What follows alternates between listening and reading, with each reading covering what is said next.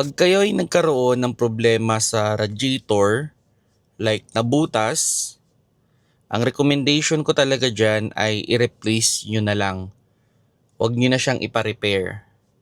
Ang problema kasi dyan, pag pina-repair mo yan, pwedeng maayos yung may tagas o yung may butas. But, malaki yung possibility, after ilang araw o ilang buwan, magkakaroon ulit ng tagas dun sa ibang parte. So paulit-ulit lang yung nangyayaring sira. So magkakaroon ng butas, then tatapalan. So ang ending, lagi kayo magkakaroon ng problema sa overheat or lagi kayo mauubusan ng coolant.